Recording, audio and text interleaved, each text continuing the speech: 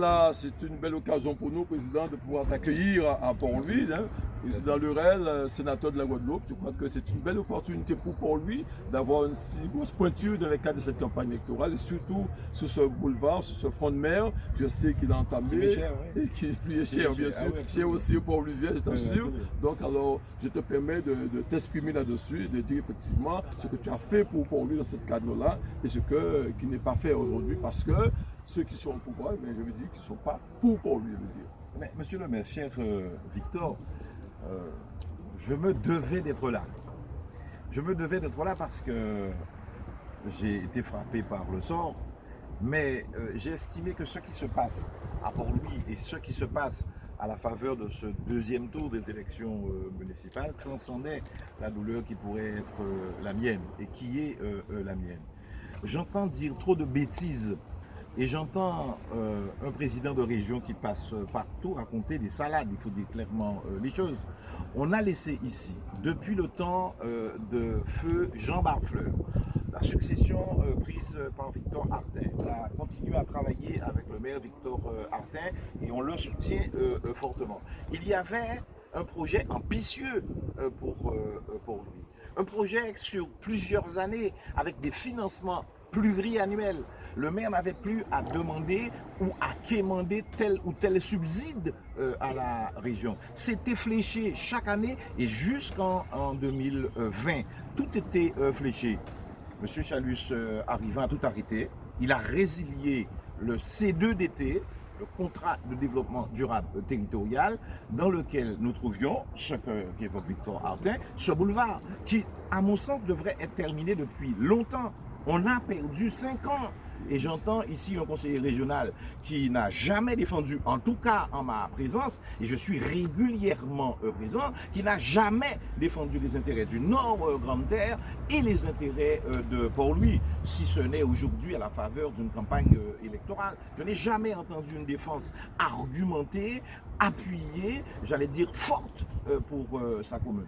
Il est vrai, on est conseiller régional, conseiller de Guadeloupe, mais on n'oublie pas sa petite patrie, sa commune. Donc aujourd'hui, vouloir prétendre que tout ce qui a été fait, tout ce qui était déjà fléché, qui était dans les cartons, qui était dans les textes, qui était dans les contrats, dûment signés, eh bien ce serait son œuvre. Je trouve ça abusif, c'est un abus, c'est un mensonge. Et je le dirai en 4 yeux lorsque je vais rencontrer Jean-Marie Hubert, conseiller régional. Ce boulevard aurait dû être terminé. Le stade, je me rappellerai toujours, lorsqu'on est venu signer ce contrat de développement durable, lorsque le maire, Victor Artin, m'a emmené sur le stade, j'ai vu l'état de délabrement avancé du terrain.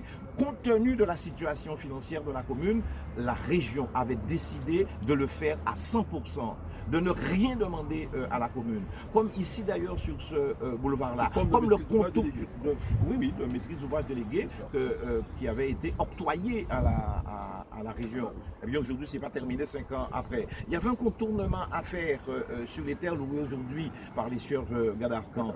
Il y avait à parfaire ce qui se fait autour de Beauport, ce qui se fait autour du lycée. On avait aussi la zone de pêche. Il y avait les réverbères à mettre ici. Il y avait le programme Océan. C'est quand même notre majorité qui a créé ça. Eh bien, on a, si j'ose dire, changé la hiérarchie. On a changé l'ordonnancement des travaux qui avaient été faits. Pour lui était une priorité. Eh bien, apparemment, aujourd'hui, ça ne l'est plus. Si monsieur Hubert Jean-Marie était plus intelligent, pourtant, on ne peut pas dire qu'il ne l'est pas, mais s'il avait été plus avisé, voilà le terme précis, il aurait fait le stade. Et il aurait pu dire au Port-Louisien, eh bien j'ai contribué à faire le stade. Il a mis en punition, en pénitence sa propre ville. Et aujourd'hui, pour dire simplement que le maire n'a rien fait. C'est une méchanceté infligée à sa population. Comment peut-on voter pour un homme qui fait passer d'abord ses intérêts personnels, sa méchanceté contre les intérêts de sa commune? Et puis je finirai en disant une chose, je ne vais pas me mêler de vos affaires port-louisiennes, même si je suis intéressé par ce qui se passe en Guadeloupe. C'est la raison de ma présence. Mais quand même, l'alliance telle qu'elle a été faite, c'est quand même un peu bizarre ça. j'avoue, Bernard Cerci, c'est mon ami. Pierre, c'est mon ami. Alain Maïekomoussa, ce sont mes amis. Je ne comprends pas. On a parlé.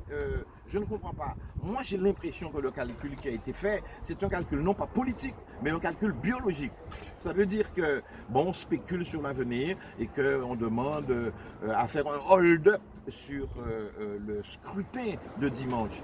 On vote pour quelqu'un, mais on ne sait pas s'il n'y a pas là un maire camouflé, embusqué, que vous découvririez plus tard. Donc je vous demande de faire un choix éclairé, un choix lucide, un choix déterminé pour Victor Hartin, qui a fait le maximum pour sa commune, qui a redressé sa commune. Bien sûr, il reste encore à faire. Et je finirai tout à fait. Chaque fois qu'Henri Chalus se déplace, chaque fois qu'il s'est déplacé, eh bien, on a trouvé des candidats en ballottage défavorable. Et donc, ne vous inquiétez pas de ça. Ils viennent à Basse-Terre, ils perdront à Basse-Terre, ils perdront à Vieux Habitants, ils perdront à Baïf, ils perdront à Terre-de-Haut, ils perdront à Saint-François, ils perdront à Pointe-à-Pitre, et vous verrez, à Sainte-Anne, c'est réglé. Et je dirais même à Anse-Bertrand, je pense qu'Edouard Delta va régler le problème. Donc, allez en confiance, votez Victor Hartin.